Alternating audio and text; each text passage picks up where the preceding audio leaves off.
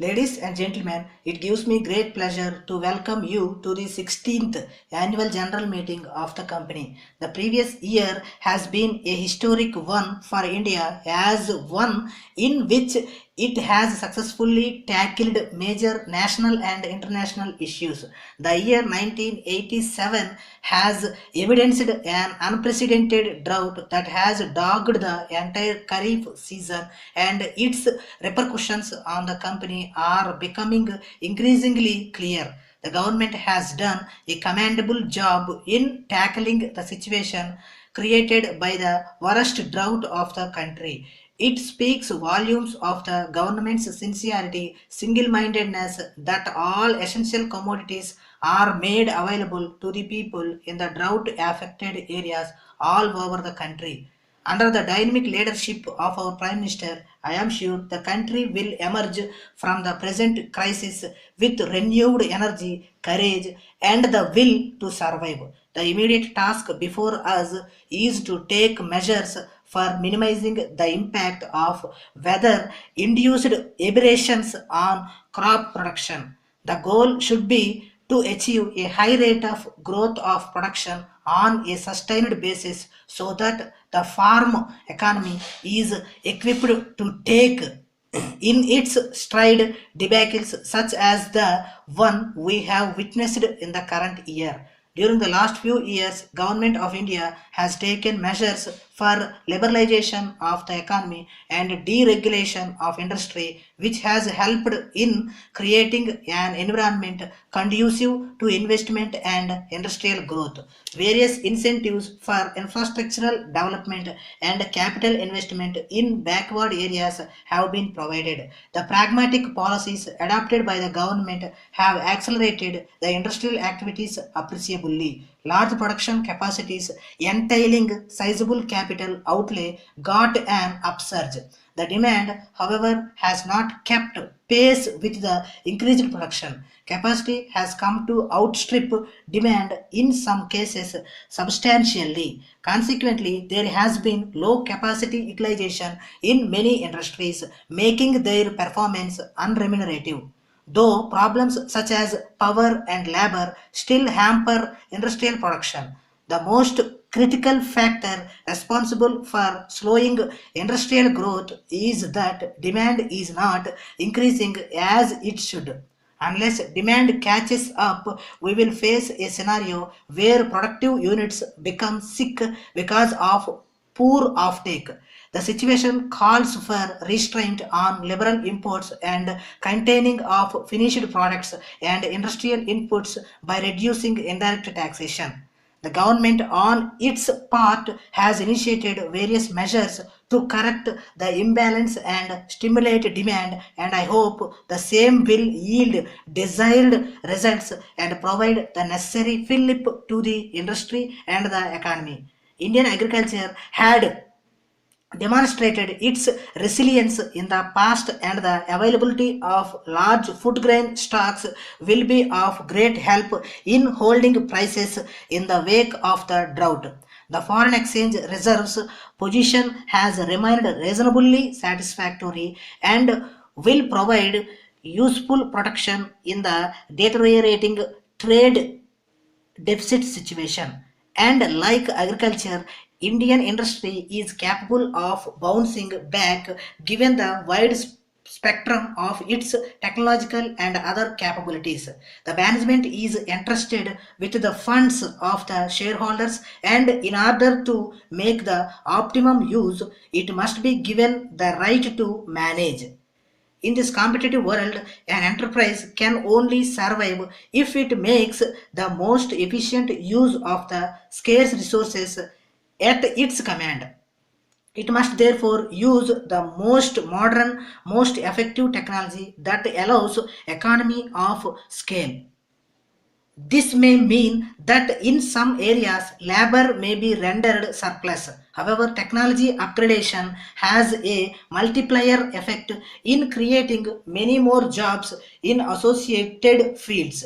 The excess manpower will have to be redeployed after suitable training, and it is expected that both the state and the trade unions will support such restructuring and rationalization of manpower. The cordial and harmonious labor management relations, loyalty coupled with the ability and competence of the management team has resulted in successful operations of the company, which I acknowledge. The unstinted cooperation and untiring efforts put in by the workers, staff, and officers are deeply appreciated. All round development of the area around our center of operation has always been our principal aim.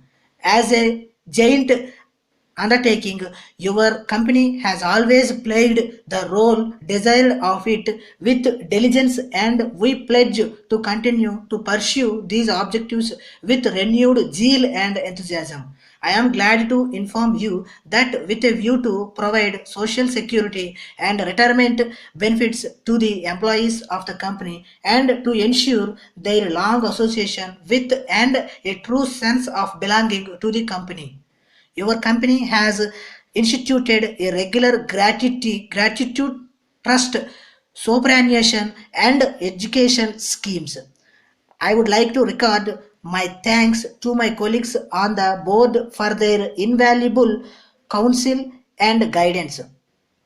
My thanks are also due to our dealer and esteemed customers, and it will also be our endeavor to provide them the best products and services.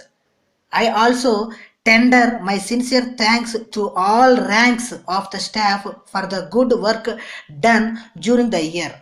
Last but not least, I thank the esteemed shareholders for sparing valuable time to attend this annual general meeting. Thank you. Dear Mr. John, it must seem early to be thinking of the festivals, but as a donor of Raiders Digest subscriptions last year, you are entitled to preferential treatment, and I am anxious to handle your Raiders Digest gift subscriptions as exactly as if they were my own. If I could ask you to spare me 5 minutes now before the festival rush begins, I can then make certain that your friends and relatives will go on receiving the magazine without interruption of any kind. As one who gave Reader's Digest last year, I have very exciting news for you. This year, you are entitled to a sensational discount on all your subscriptions. This discount represents the difference between the current price of a year's subscription and its cost to you. Even this reduced amount is not payable until rather, and you get an exciting present from us. With all this, the well known Reader's Digest gift service is absolutely free. But may we return just for a moment to the gifts that you have already given. Whenever I meet one of our donors, that is, people like you who think well enough of the digest to give it to members of their families or their friends, I ask the same question.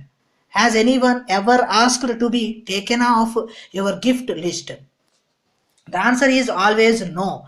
You, who yourself gave digest gifts, will not find this surprising. For what other gift is as easy and economical to give as universally welcome as festival gift subscription to the world's most popular magazine?